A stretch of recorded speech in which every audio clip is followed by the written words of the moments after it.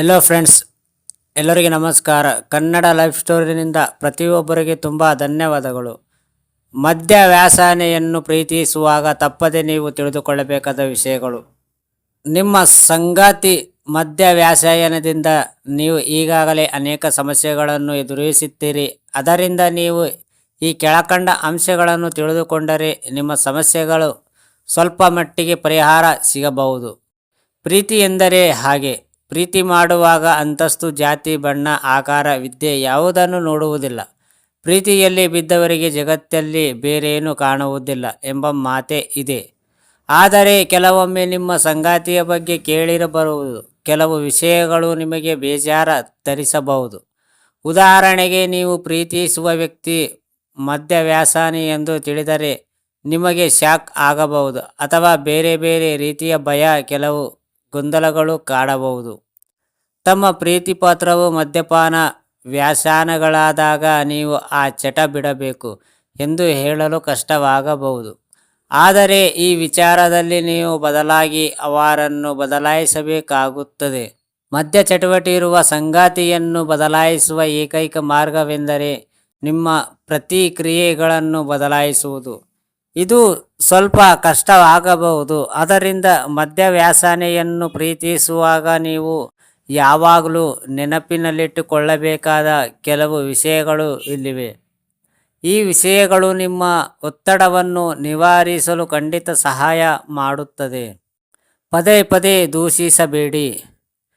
ಮದ್ಯ ವ್ಯಸನಿಗಳು ತಮ್ಮ ಕುಡಿತದ ಚಟಕ್ಕೆ ಇತರರನ್ನು ದೂಷಿಸಲು ಪ್ರಯತ್ನಿಸುವುದು ಕಾಮನ್.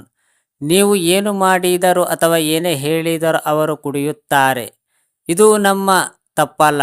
ನಿಮ್ಮ ಸಂಗಾತಿಯ ಅಭ್ಯಾಸಗಳ ಕುರಿತು ನಿರಂತರವಾಗಿ ತಪ್ಪಿತಸ್ಥರೆಂದು ಹೇಳಿದರೆ ಅದು ಅವರು ತುಂಬ ಕುಡಿಯಲು ಕಾರಣವಾಗುತ್ತದೆ.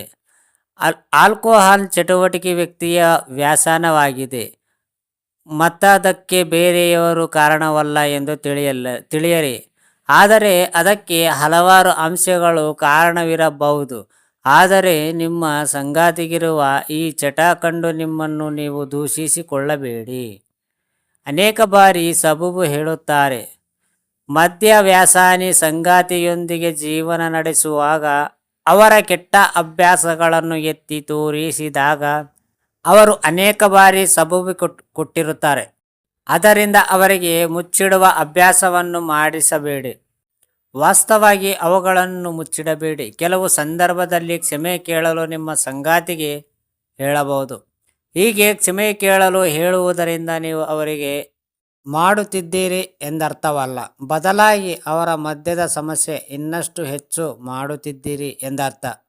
ಸಮಸ್ಯೆಯನ್ನು ಮುಕ್ತವಾಗಿ ಮತ್ತು ಪ್ರಾಮಾಣಿಕವಾಗಿ ನಿಭಾಯಿಸುವುದು ಉತ್ತಮ ವಿಧಾನವಾಗಿದೆ. ಸಂಗಾತಿಯ ಚಟವನ್ನು ಗುಣಪಡಿಸುವ ಜವಾಬ್ದಾರಿ. ನಿಮ್ಮ ಸಂಗಾತಿಯ ಚಟವನ್ನು ಗುಣಪಡಿಸುವ ಜವಾಬ್ದಾರಿಯನ್ನು ನೀವು ತೆಗೆದುಕೊಳ್ಳಲು ಸಾಧ್ಯವಿಲ್ಲ. ಮದ್ಯಪಾನವು ವೈದ್ಯಕೀಯ ಸಮಸ್ಯೆಯಾಗಿದ್ದು, ಚೇತರಿಸಿಕೊಳ್ಳಲು ತರಬೇತಿ ಪಡೆದ ವೃತ್ತಿಪರ ಸಹಾಯದ ಅಗತ್ಯವಿದೆ. ನಿಮ್ಮ ನಿಯಂತ್ರಣ ಮತ್ತು ಸಾಮರ್ಥ್ಯಕ್ಕೆ ಮೀರಿದ ಗಂಭೀರ ಸಮಸ್ಯೆಗಳು ಇರಬಹುದು. ಆದರೆ ನೀವು ನಿಮ್ಮ ಸಂಗಾತಿಯನ್ನು ಭಾವನಾತ್ಮಕವಾಗಿ ಮತ್ತು ಮಾನಸಿಕವಾಗಿ ಬೆಂಬಲಿಸಬಹುದು.